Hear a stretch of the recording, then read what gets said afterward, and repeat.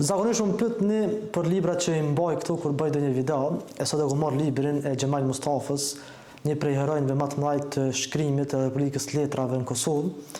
Triumfi i mendjes është një libër, librin tjetër, një lutje për Prishtinën që janë kujtimet e Xhemal Mustafës për Prishtinën gjatë kohës së bombardimeve të NATO-s. Nuk e kam këtu, e kam në viti, megjithatë kam shumë kënaqësi që e kam deputetin e LDK-s, mbi të gjitha djalin pasardhësin e Xhemal Mustafës, Besion, mirë se vjen. Mirë se vjen. Po besoj nuk i prezantuar të prezantu si djali i Xhemal Mustafës. Po mendoj që është gjëja më e madhe, krenaria më e madhe në jetë. Shumë e saktë. Në fakt, me qenë djali i Xhemal Mustafës është krenaria më e madhe në jetën time që e kam pas. Unë jam mundu gjithë jetën me pas edhe karierën time, edhe për te politikës, karierën profesionale e gjitha.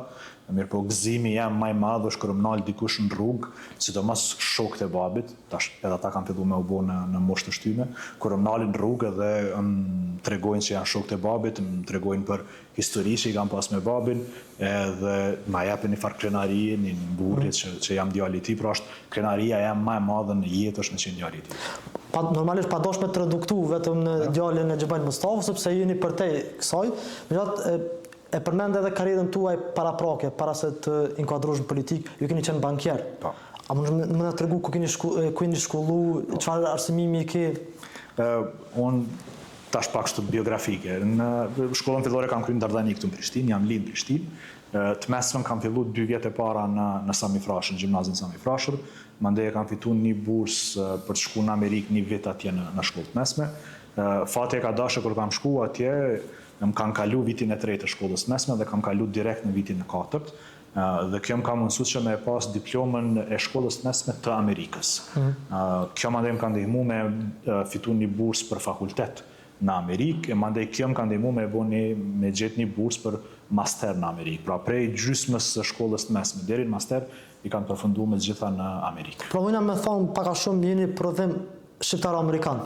I sistemit edukues në Kosovë edhe në Amerikë. Po, saktë, në sistemin arsimor, po, pra gjysmën e kam në Kosovë, gjysmën e kam në Amerikë, dhe kam shku në moshën 17 vjeçare në Amerikë, pra këtë kalimin prej tinejgjerit në të rritun, të pjekun, e kam arrit në Amerikë, dhe më bartë në vetvete ende një pjesë të madhe të asaj përvoje, kulture që e kam fitu në Amerikë. Kur jam kthy në Kosovë, do të me qenë shumë i sinqert, nuk kam dash në u përfshi fare në politikë. Besoj dhe është e kuptueshme për një djalë që babaj është vrarë si rezultat i politikës, gjëja fundit që ti paramendon me bësh në u përfshi në politikë.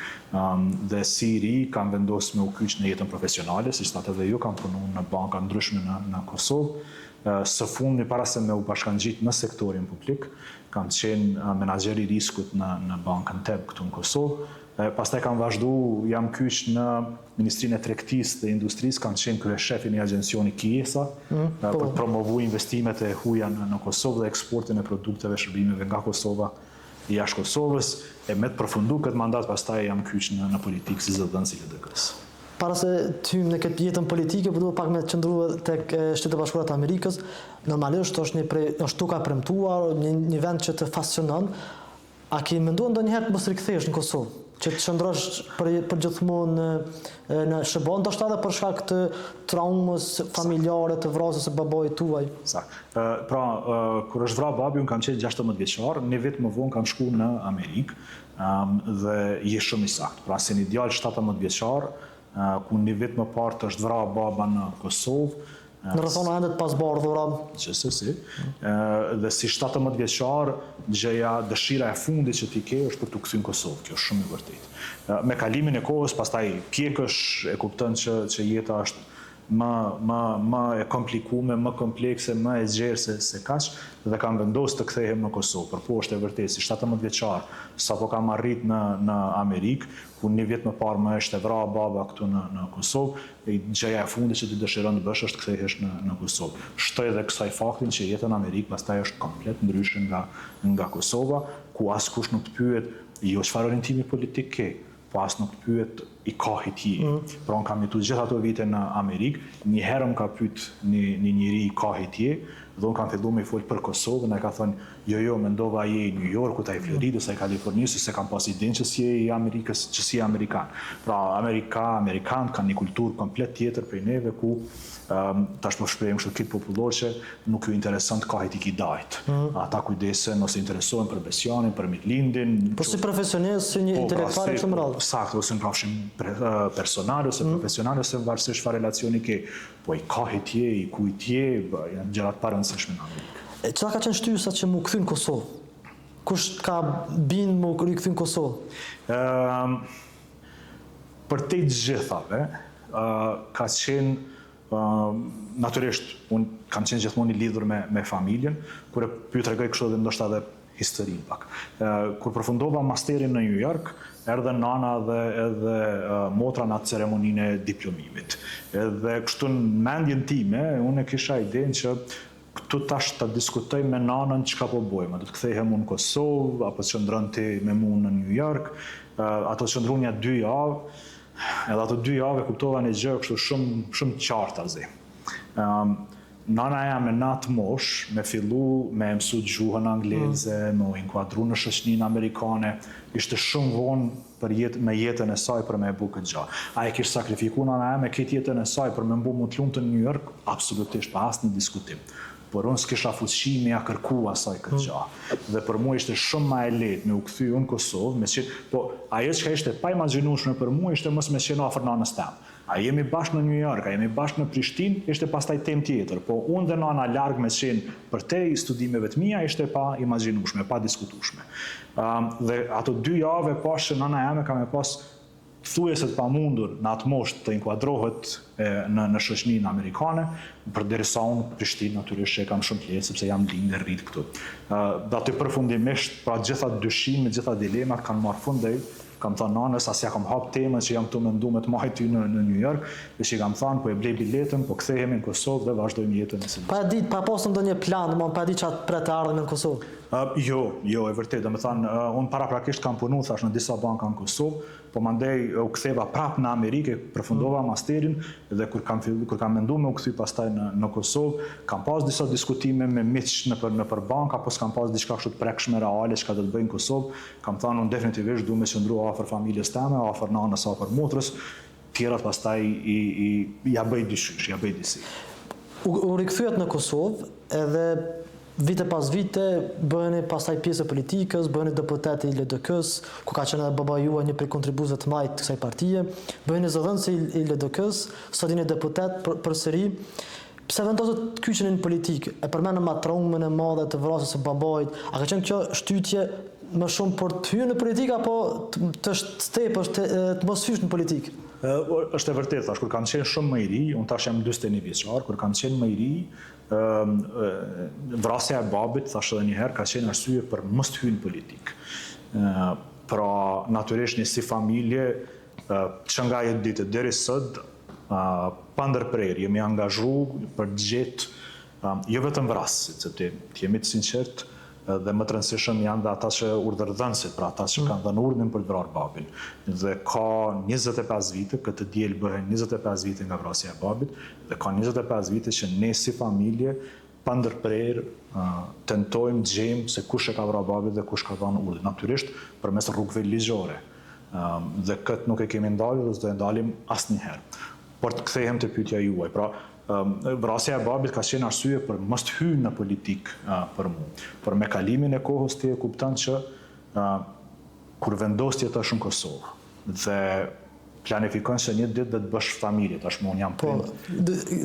Kam ju pyet për këtë pjesë të familjes. Tash unë jam prind, kam dhe një djalë dhe kam vendosur të bëj të rris familje në Kosovë. Atëherë për mua ka qenë e pa kuptim që unë qëndroj në sektorin privat, në sektorin bankar, të kem një rrugë, një karrierë shumë të mirë në sektorin privat, por pa dhënë kontribut për te. Pra nëse ti dëshiron të ndryshosh gjendjen politike, ekonomike, socioekonomike, diplomatike, çfarëdo forme të vendit tënd, sidomos në shtetet vogla si Kosova, e vetmja mënyrë është për të kyçur në politikë dhe për të dhënë kontributin tënd me aq sa di, aq sa mundesh për të bërë më të mirën për Kosovën.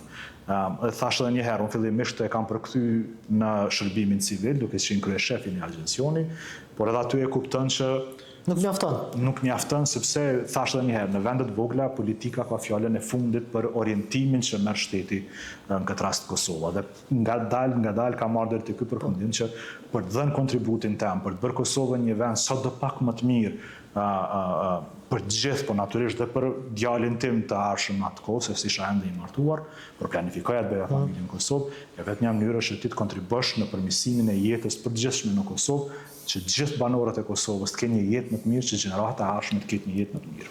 Duke pasur parasysh përardhjen tonë familjare, a ka qenë e natyrshme përfshirja juaj në LDK apo ke menduar ndonjë alternativë tjetër? A ka pasur mundësi të ketë ndonjë alternativë tjetër, është pyetja më e duhur?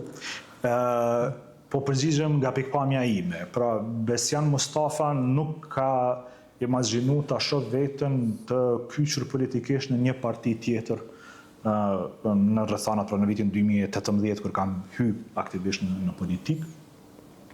Pra nuk ka pas alternativë tjetër në mendjen time. Gjatë karrierës politike ka njerëz të ndryshëm që më thonë më mirë të kishe qenë ndoshta një parti tjetër apo tjetër, po për mua nuk ka pas alternativë në mendjen time. Babai im përveç që ka qenë themelues i LDK-s, ka qenë dhe një nga 3 ideatorët e themelimit të LDK-s. Shëltar shumë vjeçar i presidentit historik Ibrahim Rugova, njëri afërt i tij. Sakt. Dhe çka më mahnit, jo pse është baba em, po çka më mahnit. Bisedon pak më, më spaku tash është baba jot. E vërtet. Po çka ka mahnit më shumë ti mandej kur fillon me studiu edhe historinë e tij, është që është ndër 3 njerëzit e parë që kanë pas idenë për themelimin e LDK-s, dhe kanë filluar pastaj të lëvizin gjëra që themelohet LDK-ja, pra si lëvizje, jo vetëm si parti. Në fillim ban pra postin antarit të kryesisë së partisë, por shumë shpejt pastaj merret me çështje tjera. Pra nuk është vetëm në rrafshin që unë kam ideu dhe themelu këtë parti dhe unë do jem gjithmonë në pozita. Pra një gjenerat me pikpamje komplet tjera nga sot duhet jemi të Që nuk e kanë vetën me një funksion për brenda një partije politike, për brenda një lëvizje të madhe popullore. Po pra, e kanë pa vetën si pjesëtar të një lëvizje popullore dhe pastaj posti, se çka shkruan ty në vizitë kartë ka qenë e parëndësishme për ta. Kanë qenë matrisën moshën që jam unë sot, pra kanë pas një guxim intelektual e njerëzor të paimagjinueshëm sot në 2025, pra në vitin të... Kërkesat e tyre kanë qenë absolutisht tepër radikale në vitin 89, të kërkosh republikë për mënyrë paqësore. Nga Prishtina, në qendër të Prishtinës, ka qenë absolutisht guxim i paimagjinueshëm. Në çto rrethana ku jemi na sot. Sakt. Dhe të bësh gjithë këtë sakrificë, të marrësh gjithë këtë guxim monumental për të themelu këtë lëvizje dhe në fund të mos kesh lakmin për të kërku asnjë pozitë, pra që si tha edhe ti. Pra duke mos e lidh kontributin tënd me pozitën, por vetëm me kontributin çka po jep ti, edhe kur e sheh nga sot në 2025, është mahnice, është diçka që dorën zemër, sidomos në këto shtete të zhvilluara, ku fatmirësisht dhe Kosova po ecën dalë në atë drejtim, fillon fatkeqësisht dhe një pjesë e madhe dhe shoqërisë dhe politikës, të jemi të sinqert, të ketë pak ideal, fatkeqësisht, dhe shumë pragmatizëm. Dhe po flas për një gjenerat, thash edhe njerë si e babit tim, me Ibrahim Berishës, Mehmet Krajës, pastaj Ibrahim Rugovës, e gjithë tjerëve, që më shumë kam shumë ideal e më pak pragmatizëm. Të jemi sinqert, po ta shihesh rrethanat historike në vjeshtën e vitit 89, ku Jugoslavia ushtarakisht ishte e fuqishme brenda Jugosllavisë. Me një lider të ri radikal nacionalist shovinist. Brenda asaj Jugosllavie, Serbia ishte super fuqishme dhe tani kishte ardhur në krye të saj një ultra radikal, ai që më vonë u njoh si kasapi i Ballkanit. Po pra, një ultranacionalist serb që më vonë u njoh dhe për shkak të veprimeve të tij dhe si kasapi i Ballkanit, dhe ti kundërvihesh një sistemi të tillë, një aparati shtetror të tillë, do duhet kishin pasur ideal të pafund, guxim të pafund t'i kundërviheshin një mekanizmi të tillë. Edhe sot, tash në 2025, kur i lexoj letrat e babit, shkrimet e shokëve të tij, kur pi kafe me ta dhe më tregojnë historinë nga ajo periudhë, mahnitem e çuditem sa guximtar kanë qenë në ato vite. Absolutisht, unë mendoj që guximi i tyre ka buru nga një farë flakje e frikës nga vdekja. Më që ata janë hallastistë që thojnë llafjant me vdekjen, domethënë kanë qenë gatshëm me vdek për Kosovën edhe prandaj ka guximi i tyre neve na duket shumë elementar, por për ta ka qenë një vepër e zakonshme njerëzore. Ndonse neve na mund me pasë një guxim për më monumental, le të themi kështu gjysmë hyjnor, me guxu me ato vite me vepru në këtë formë është absolutisht tepër e guximshme. Pajtohem, dhe po tash imagjino unë dhe ti që jemi, thashtë edhe një herë, parafërsisht në moshën që kanë qenë ata në atë kohë kur kanë marrë këtë guxim, imagjino të kesh guximin përkundër faktit që ke familje, ke fëmijë. Edhe në Serbia ku jeton, edhe ku jeton familja jote, ku jetojnë prindërit e tu në Glavnek. Pra ku të shkojnë ty fëmijët në shkollë. Absolutisht. Pra ata e kanë ditë që çika një shtet policor tepër i madh. Çika dhe djali Xhemal Mustafas shkojnë në shkollën Dardania midis Prishtinës. Pra s'ke ku i fshehësh ti një aparatit të tillë shtetëror. Dhe gjesh guximin siç u shprehet ti, të hallashtisesh me jetën dhe me vdekjen në moshë kaq të re, definitivisht është një guxim që ta them të vërtetën shumë prej neve se kemi asët. Dhe ata e kanë pasur dhe ndoshta dhe kjo pastaj i ka motivuar, i ka mbajtur të motivuar të japin maksimumin, që thonë tash një atin all in në këtë kauz. Përmende letrat, përmende librat e tij, shkrimet e tij, pse kjo është le të themi Xhemal Mustafa në fakun e sytë mi është një personalitet dikotomik me dy jetë le të themi kështu para shumë paralele. Është një ai intelektuali i letrave, i Republikës së Letrave, ku është një humanist i thellë, ku është një njeri që bashkëndjen me viktimat, madje bashkëndjen me viktimat e Sarajevës, shkruan letër shkruan një kolumne që është përfshirë në këtë libër, Triumfi i Mendjes. Pastaj ka edhe anën tjetër që është politikan, që është këshilltar i zotërit Rugova. Absolutisht, unë kam lexuar librin Një lutje për Prishtinën, ku përmenden edhe ju, përmenden edhe motra juaj edhe nana. Është një dokumentim absolutisht historik për gjendjen e atëhershme të Prishtinës, çka të kujtohet nga Jakon, çka ka qenë bisedat me babën tu, sepse ai shumë kujdeset për gjendjen tënde emocionale në libër. Tash unë kam qenë shumë i ri në atë kohë, por kur e shoh gjeneratën e tanishme, pra unë kam pas 15 vjet në atë kohë, po kur i shoh 15 vjeçarët e tanishëm, e shoh që jeta na ka pjek atëherë shumë më shpejt, përkundër dëshirës sonë. Do doja të kisha qenë një tinejgjer i zakonshëm, por jashtë që fati e deshit mos jemi. Por mbajnë mend diskutimet e vazhdueshme me babin. Me babin kemi folur shumë për historinë e kombit shqiptar, një gjë e tillë ka vazhduar edhe gjatë bombardimeve, pra ne vazhdimisht kemi qenë në Prishtinë, duke u fshehur nga një banesë në tjetrën. Edhe kemi bisedu për të kalumën, sepse ndoshta e tashmja e atëhershme ka qenë shumë e hidhur, shumë e pasigur, shumë e pazakont. Jemi mundu në 2-3 raste të flasim për të ardhmen, por unë, jo se jo, nuk kisha as imagjinat se si mund dukej Kosova pas kësaj lufte ku ishin atëherë, por vreja dhe që babi kishte dhe ai një ndro për të folur për të ardhmen, se si do të përfundonte kjo lufte, ndër gjitha këto kishte marrë dhe lajmin që fatmirësisht doli gabuar, po. Doli i gabuar, që i kishin vrarë babën, pra gjyshin tim, dhe natyrisht si një njeri nga mishi i gjaku, fillon dhe duket armja gjithmonë më e errët. Fatmirësisht, pas përfundimit të luftës, e kuptuam që kjo nuk ishte qenë e vërtet, gjyshi ishte gjallë, dhe gjyshi ka vdek tash para 2-13 viteve, pra shumë vonë pas luftës. Kjo ishte lajm i mirë. Por ka qenë një periudhë, ta them edhe sot, e kam shumë vështirë. Jo që nuk e mbajnë mend, sepse e mbajnë mend secilin ditë e secilin moment, sepse dorën zemër nuk është që bënim diçka, pra që ndronim në banesë të fshehur, nuk është që kemi bërë diçka krijuar memoria aty, por është shumë problematike, sidomos në rrafshin emocional e psiqik, të artikuloj dhe sot.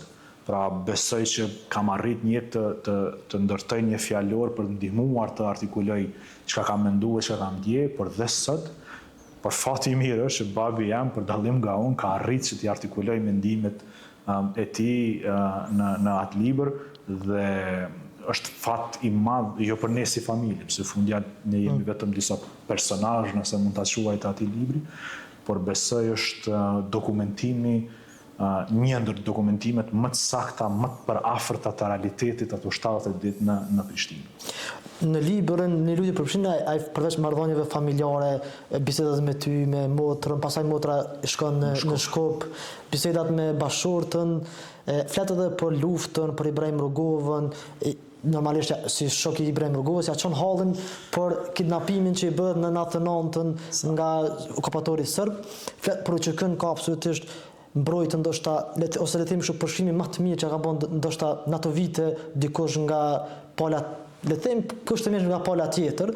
Xhemal Mustafa përshkruan UÇK-n si gjëja më e madhe historike e shqiptarëve.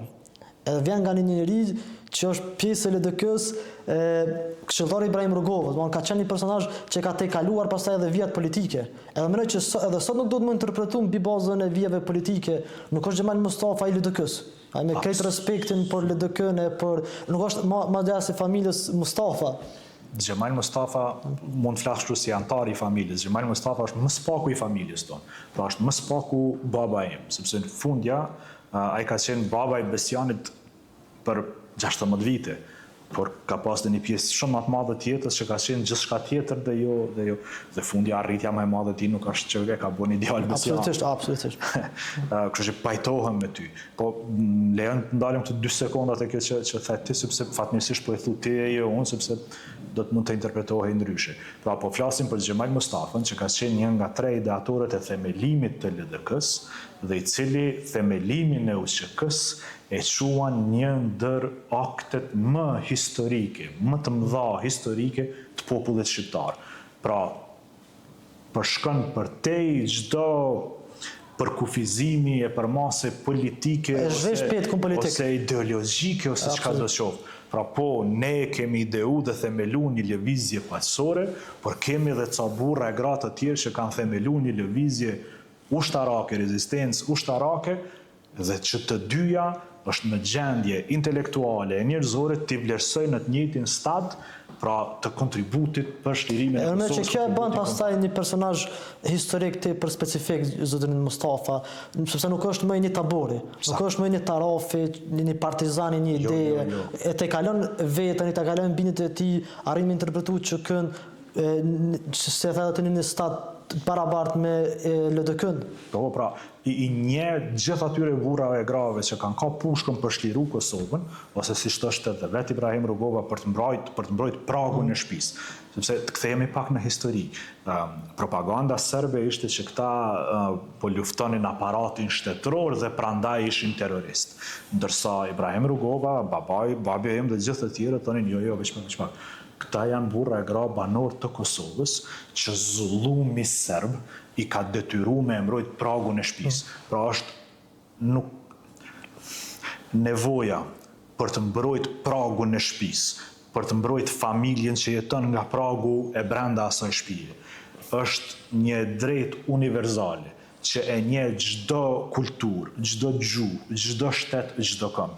Pra shko nga Alaska, e biri botës rreth e përqark deri në Japoni dhe i thu dikujt, unë kam nevojë ta mbroj pragun e shtëpisë, nuk ka burr a grua që thotë e ke gabim, thotë jo, ke çdo drejt universale, njerëzore, natyrore, fetare, çfarë do, ta mbrosh pragun e shtëpisë. Dhe pra ky është edhe kontributi më i madh i UÇK-s, pra po, do ta shlirojmë Kosovën, por fillimisht do mbrojmë secili pragun e shtëpisë, do të mbrojmë familjen tonë, sepse përtej pragut të shtëpisë s'kemi asnjëri ku të shkojmë. Pra, babi e kuptonte këtë gjë shumë mirë. Fundja dhe vllau i tij, Mustafa, që jetonte në Zvicër, u kthy nga Zvicra për të luftuar dhe në Koshare.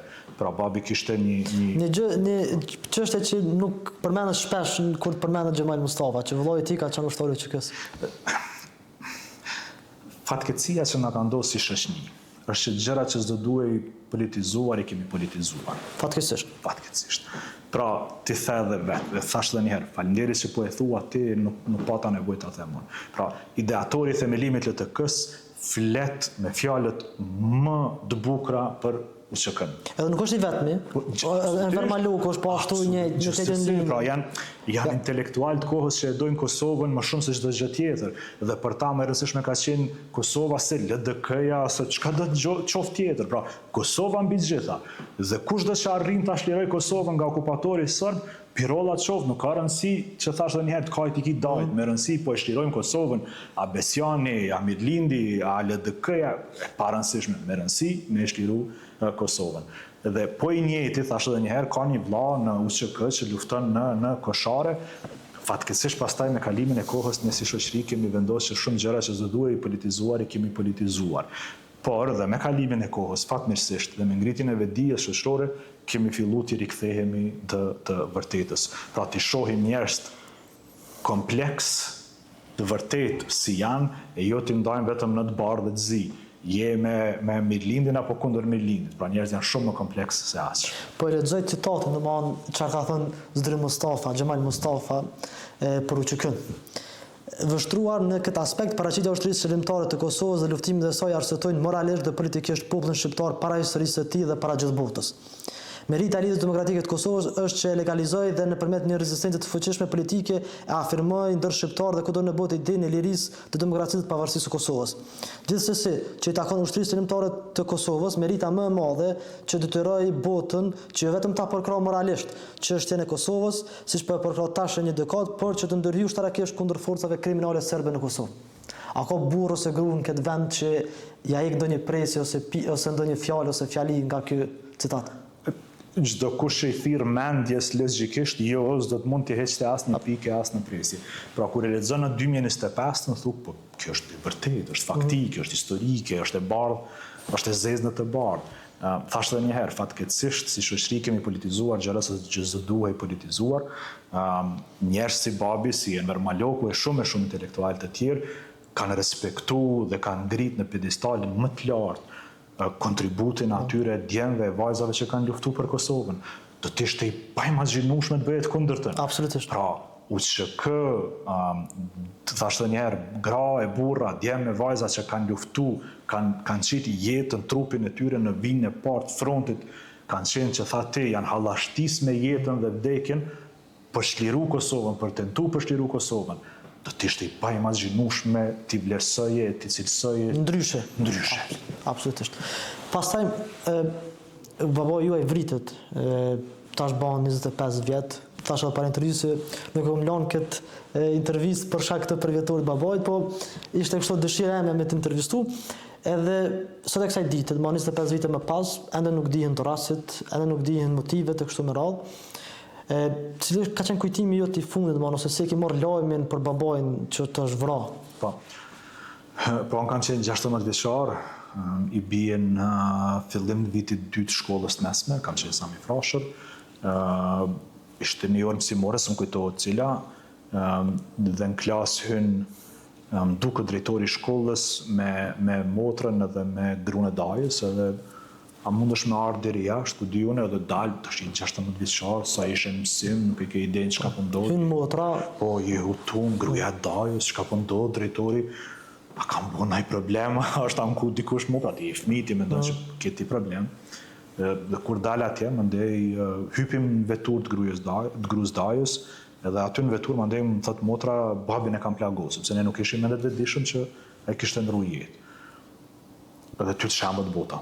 Ti nuk e ke idenë çka po ndodh, ti nuk e ke idenë pse po ndodh. Pra, kush mund ketë pas arsye për të plagosur Xhemal Mustafën?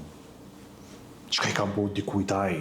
Pra, ka punu gjithë jetën, duke sakrifiku familjen, veten, po e përsëris fjalën tënde, është hallashtis me jetën e me vdekjen për Kosovën, i mbijeton luftës në Kosovë, i kthehet punës dhe kontributit për Kosovën, dhe vjen motra dhe thot, babin e kam plagosur. Ti ke 7 milion pyetje, asnjë përgjigje.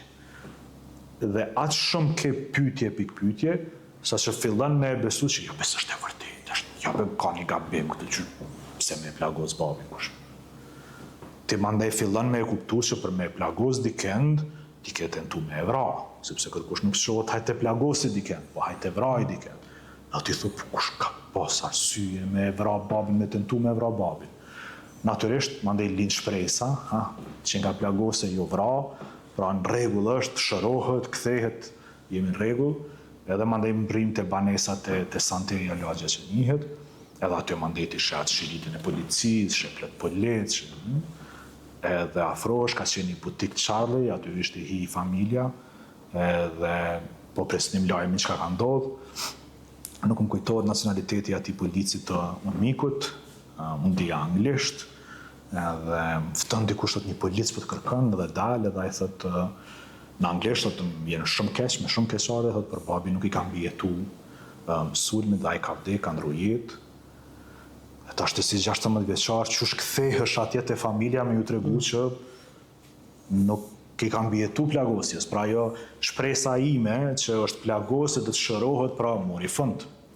E para se pranon ti për veten, dhe e dyta si 16 vjeçar.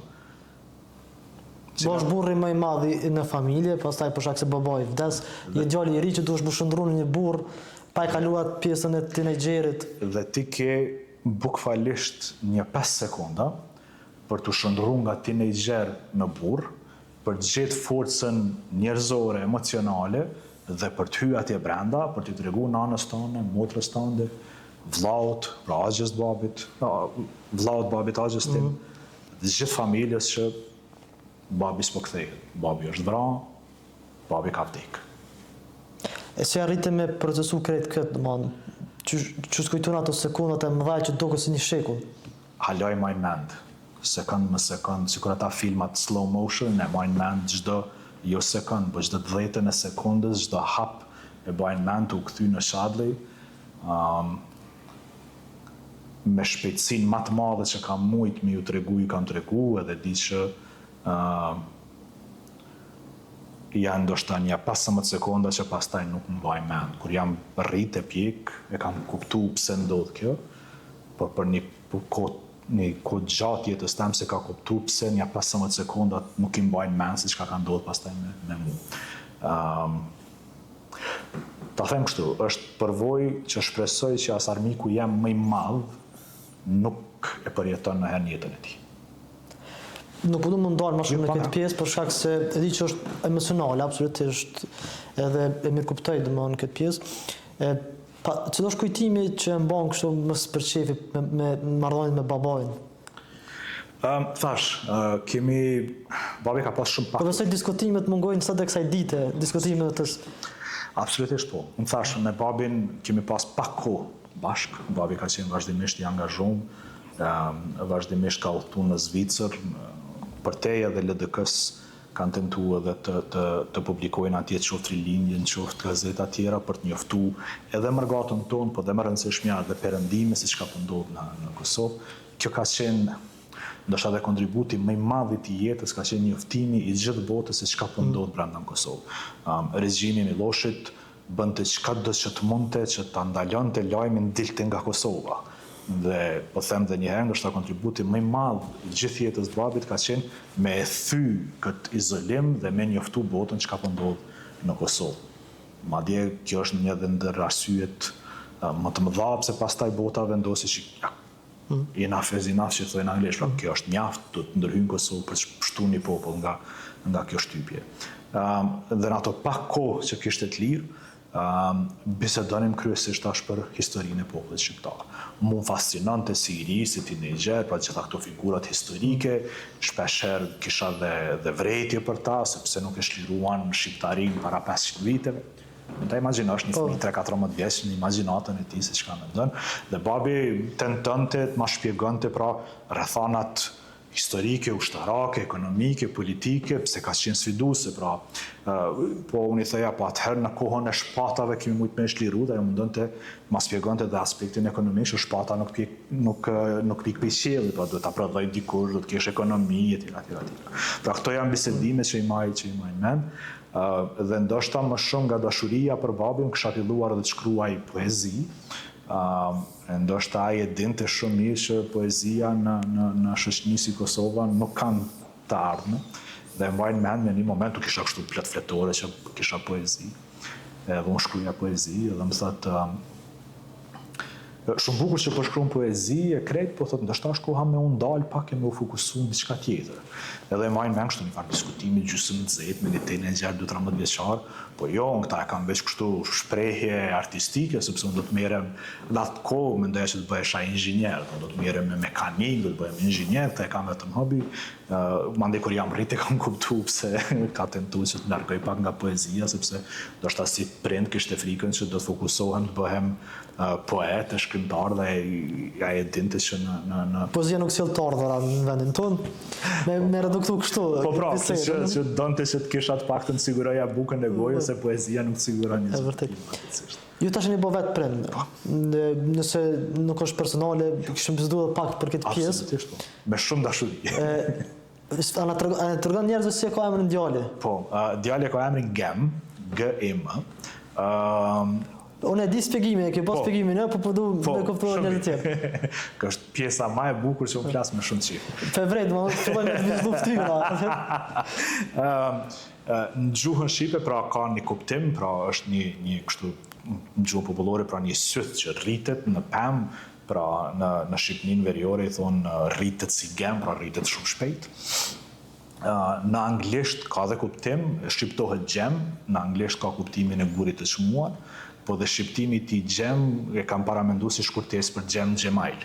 Pra jam mundu ti përtri emrin babit, por pa i vën emrin Gjemajl një fëmiju të lindur në 2024, sepse besoj do i shkaktonte probleme të ardhmen e ti, por kështu edhe i kam vën një emër të shkurt e modern, që ka kuptim edhe në Shqip, edhe në gjuhën ndërkombëtare, pra në anglisht, por dhe njëkohësisht i kam dhënë vetës dhe gjithë familjen satisfaksionin e ripërtrirjes së emrit babës.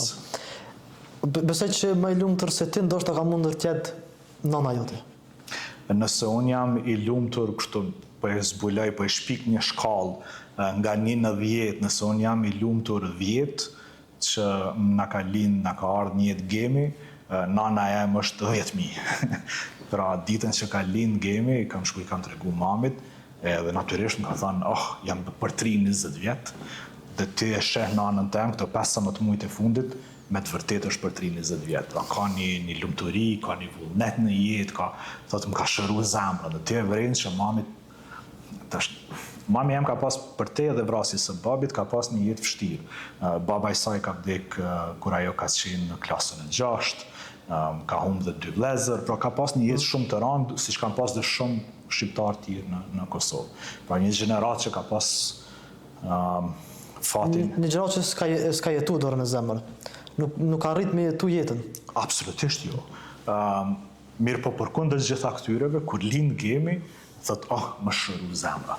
Pra është përtri, ka një vullnet, është më i lumtura që e kam parë në herë nanën tem në jetë, është prej këto 15 mujtë e fundit kur ka lind Gemi. Ku pas shku para një kohë që banesa ku ka jetu Gjemal Mustafa, që është e familjes t'juaj, ku me gjasit tënë ende nana, sa kujtej? Jo, në fakt, kur jam martu, pastaj kemi dal nga aty, sepse dëshironin që zgjeroheshim si familje, është banesë e vogël, dhe tash jemi në breg të diellit. Tash, unë e kam pashu që aja banesë duhet të kthehet në muze. Në muze të familjes Mustafa, të Gjemal Mustafës, bëhet një kadër të shtetit Kosovës shumë e radhë, po kjo është gjëja e parë që më ka rënë ndërmend se si duhet ndaroj Kosova Gjemal Mustafën, edhe pjesa tjetër është një medalje prezidenciale për guxim duhet të jetë me emrin e Gjemal Mustafës, për shkak se edhe me nderu intelektualet përmes atij duke i dhuruar atë medalje vjetore kështu. Po. Tash për dyjat mund të pajtohem dhe për të dytën sidomos. Jo tham edhe një herë se është baba em, sepse në funditës Gjemal Mustafa shumë më shumë se baba i dikujt ose burri i dikujt. Tash edhe prap, jo për të anku ose çka do. Fatkeqësisht në këto 25 vitet e fundit kemi politizuar shumë gjëra që s'do duhej politizoheshin. Pra duhet dhënë gjithkujt në vlerësimin për kontributin e tij, pavarësisht nëse rrosh. Cezar jep ato që i takon Cezarit. Derisa s'deshta me përdor si shprehje, sepse kemi stërpërdor, përpajtohen. Pra ti vlerësoje gjithë secilin për punën, kontributin, guximin që ka dhënë, pajtohesh apo s'pajtohesh është fare e parëndësishme. Ka shumë figura politike, qoftë në Kosovë, qoftë në botën shqiptare që mos pajtohen për kontributin e Por jeta nuk është bardhëzi. pra. Është për ma shumë ngjyra, ma shumë kontekste, ma shumë drejthije. Po pra, dhe do të vlerësuar secilin në bazë të ideve, vizionit, guximit, veprave, kontributit që ka dhënë. Shpresoj dhe fatmirësisht dhe shkëndijat e para që shoqëria jon ka filluar të emancipohet, të vlerësoj njeriu për veprën e jo vetëm njeriu si njeri apo si politikan, po për t'i dhënë vlerësimin e kontributit që ka dhënë për Kosovën, për shqiptarët, për shqiptarinë. Në këto 5-10 minutat e fundit duhet ndalëm pak të LDK-ja. Mos ta bëjmë vetëm kështu një farë rrëfimi biografik. Si është LDK-n sot? E një zëdhënës LDK-s, a është duke shku në rrugën e drejtë të reformave, të rikthimit të LDK-ja, apo është duke stagnuar, është në status quo? Po, e kina zgjedhjet me qëra fjare me 28 djetor, urime, për haju kushin zgjedhjet, por shpesoj, keni pas një vit gjatë edhe ju si politikan, po edhe një si media. Ma prej djetor vitit kalu jena në fushat. Sakt. Është fatkeqësi, pra 2025-ta është viti humbën. Në çdo aspekt është viti humbur. Pra politike, ekonomike, diplomatike, çdo aspekt është fatkeqësisht viti humbur. Tash ne mund të qëndrojmë të flasim edhe një 5 orë. Kush ka fajet e parancishme në fund të ditës? Por po kthehemi në besjanin dhe milinin qytetar të Kosovës, viti 2025 është vit i humbur. Tash po kthehemi në petkun e LDK-s, pra deputet, antar kryesi e tjera. LDK ka pas një periudhë shumë të rëndë. Pra kemi ranë 11%, është rezultati, atëherë ka qenë rezultati më i ulët që ka pasur ndonjëherë LDK historikisht. Në këto 4 vitet e fundit kemi arrit të ringrisim në 18%. A është e mjaftueshme? Jo. Është një rritje konsiderueshme që thatë? Por është, fatmirësisht është një rritje konsiderueshme, është një trend pozitiv, që tregon Keni fituar Prishtinën 2 herë gjatë këtyre 4 viteve të fundit. Po pra, që tregon që LDK dal nga dal po i rikthehet bazës së saj, elektoratit të saj, rilidhjes me elektoratin e saj. Fatkeqësia është në disa momente në vitet e 15 vitet e fundit, LDK në momentet caktuara ka ditë shkputet nga elektorati i saj, me idenë që ta udhëheqë elektoratin, por shpesher ka tregu historia që duhet shëndrosh mu në mes të elektoratit dhe jo gjithmonë. Plania e elektoratit është më konservator se sa partia.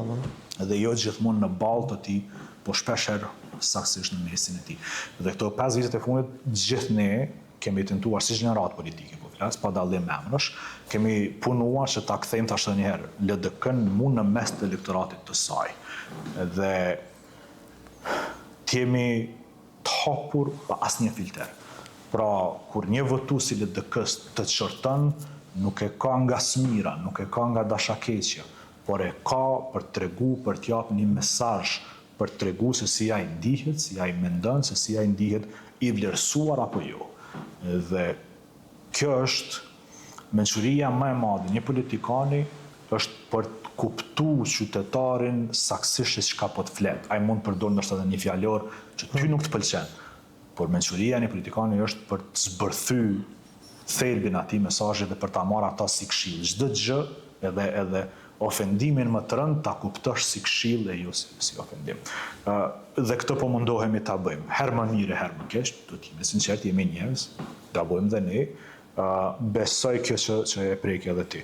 Pra jemi rikthyer nga 11 në 18%, po larg nga asaj çka kemi dashur të bëjmë, por shumë më mirë se ku kemi qenë. Piknisa ka qenë shumë e ulët. Po pra. Piknisa ka qenë më ulta në histori të LDK-s. Sakt. Kemi fituar një numër të komunave, përfshirë këtu dhe Prishtinën, këto dy mandate, ku përparimi po bën një punë të shkëlqyeshme në rrethanat që ka, e që nuk janë fare të lehta. Prandaj mendoj që në zgjedhjet lokale dolën partia më e votuar nga Mërgata jon, pra nga dal një rikthim i rilidhjes LDK-s me Mërgatën që ka qenë një bazë e fuqishme, një shtyllë e fuqishme e LDK-s. Se e bona një koment dikun, këtë që kërkon opozita sot është që me 28 dhjetor, kur Mërgata është në Kosovë, LDK-ja me performu mirë. Por nuk performoi mirë LDK-ja me marrë një pjesë të konsiderueshme vetëvendosjes, është shumë keq për partitë të tjera. Sepse ju keni dalë, përmendem, po edhe në zgjedhjet nacionale të shkurtit keni dalë mirë në diasporë. Po shumë mirë, e vërtet. Djali Sali Çekajt ka qenë nga diaspora deputet. Është deputet, po djali shkëlqyeshëm. Heroj të Sali Çekaj, se do gjithmonë këtë heroj me theksu. Faleminderit shumë faleminderit. Mos harrojmë herojt të kombit Sali Çekajt. Një djali shkëlqyeshëm, është deputet aktualisht që vije nga Mërgata, jeton në në Mërgat. Pra kemi një rikthim të fuqishëm të LDK-s ose të rilidhjes LDK-s me Mërgatën tonë, që në këtë zgjedhje lokale ka rezultuar si partia më e votuar në Mërgat. Prandaj edhe ky diskutimi që me 28 dhjetor vije Mërgata dhe voton. Po vinë, është e vërtet që vinë, po zot thotë që kanë me votu vetëm një parti. Po flas Llapian që shqyr zotit që vinë. Por ideja se vije Mërgata dhe masovisht e votojnë vetëvendosjen është goxha ofenduese ndaj Mërgatës. Pra shihet, portretizohet Mërgata që nuk mendon në vlerëson me trurin e saj, por me automatizëm gjithë e votojnë vetëvendosjen. Apo LDK apo këtë do të shoh. Jo. Mërgata jon ka ditë vlerësoj drejt para 30 viteve dhe natyrisht ditë vlerësoj dhe sot. Dhe nuk ka nevojë të friksohet asnjë parti politike përfshi dhe vetëvendosjen, ose të eksaltohet cila do parti politike përfshi dhe vetëvendosjen, se po vika Mërgata dhe na voton ne apo ata. Mërgata vlerëson, Mërgata voton sipas mendimit dhe vlerësimit të tyre.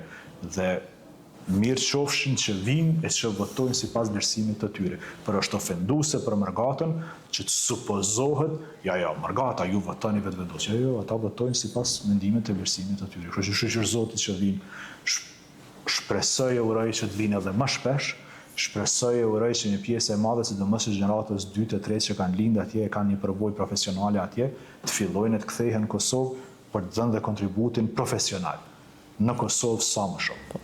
Me qenë se edhe zëdhënës, ja vlen me ashtru juve këtë pyetje, ka qenë një diskutim, ose le themi kështu një gjysmë spekulim publik që LDK-ja mund të bëjë koalicion me Nismën. A ka diçka të re në këtë front? I kam pa këtu, tash për të pas koalicione qoftë para zgjedhore, çfarë do të qoftë, ato diskutohen fillimisht në kryesi, pastaj në këshill përgjithshëm e tjera, deri sot nuk ka patur një diskutim të tillë. Ishte një takim me zotit Abdixhiku dhe zotit Limaj, u cilësu si atmosferë e shkëlqyeshme. Në rregull. Tash për këtë dua të them kështu, sa më shumë që komunikojnë liderët e partive politike, fundja jemi 1,5 milion. Si jemi 1,5 miliardë si Kina, jemi 1,5 milion. Pra jemi vend i vogël, shtet i vogël, popull. Edhe ndihmon në depolarizime shoqërisë, në mungesën e një farasmerie. Sa më shumë që ka komunikim në mes të liderëve politik shqiptar, aq më mirë. Pra nuk do duhen ne që të befasoheshim e të hatroheshim se komunikojnë liderët politik. Ndoshta, dhe kjo kemi tentuar të 4 vite të themi, ta themi këtë që fatkeqësia më e madhe që zoti Kurti, si lideri i partisë më të madhe politike në Kosovë, ka patur pak e rrallë komunikim me liderët e partive tjera politike dhe kur e ka patur polarizues, ofendues e tjera. Për te kësaj, s'dua të bëj politikë. Pra është mirë që liderët politik në Kosovë kanë komunikim, por sa i përket një koalicioni apo çka do të qoftë, deri sot nuk ka një diskutim të tillë në organet vendimmarrëse të LDK-s. Cilat janë pritshmëritë e juaja si LDK për zgjedhjen 29 dhjetor? Apo ende s'keni arrit me diskutu për shkak se s'ka 3-4 orë që është marrë ky vendim? Është më se normale që secila parti politike është vazhdimisht e gatshme për zgjedhje, sepse e diskutonin me... Po çfarë ekzistojnë partitë? Po pra, me shku zgjedhje. Është sikur ta pyetësh një futbollist, ai e gatshëm të hyjë në lojë, pa jeton për të hyrë në lojë, jo për të qëndruar anash. Pra dhe partitë politike janë të organizuara, jetojnë për të bërë garë, pra fundja si politikan, si parti politike, çdo ditë është garë. Pra zgjedhjet janë vetëm një garë më shumë në jetën e përditshme të partive politike. Pra secila parti politike është vazhdimisht e gatshme për garë politike dhe bën një gjë të tillë çdo ditë. Pra vetëm kjo periudhë quhet fushate, këto tjerat nuk quhen fushat, për garë politike ka çdo ditë e çdo javë. Dhe natyrisht çdo parti politike, pavarësisht pozicionit aktual, garon për dalë para. Pra secili ekip i futbollit që merr pjesë në çfarëdo lige të botës garon për vendin e parë. Ku përfundon pastaj është temë tjetër. Pa dhe LDK në këtë rast garon për vendin e parë. Pra gjithë jemi motivuar që të punojmë për të qenë partia e parë. Se ku do të përfundojmë ta shohim se si vendosin votuesit, sepse për dallim prej futbollit, ku kryesisht rezultati është fal punës atyre 11 lojtarëve, në politik të bën gjithë punën, por në fund ata 1 milion votues në Kosovë, ata vendosin se kush është i pari, i dyti, i treti. E fundit, personalisht a do të kandidoni për deputet? Besoj që po, përveç nëse partia vendos ndryshe. Ambicie keni, si kjo shihet, që Po, nuk kam ndonjë arsye për të mos qenë kandidat për deputet, thash edhe një herë, nëse qoftë strukturat e partisë, qoftë organet vendimase të partisë vendosin që nuk ka vend për Besianin, është temë tjetër, deri tani nuk kanë një sinjal të tillë. Nëse kom harruar diçka më u pyet ose keni harruar diçka më thon. Jo, besoj kemi mbyllur të gjitha. Faleminderit shumë që pranove më intervistu. Faleminderit juve për këtë. Gjithë ju që na keni këshiruar deri tani, shkoni bleni librat e Xhemal Mustafës, lexojeni, do ta mësoni një pjesë të historisë së Kosovës. Faleminderit.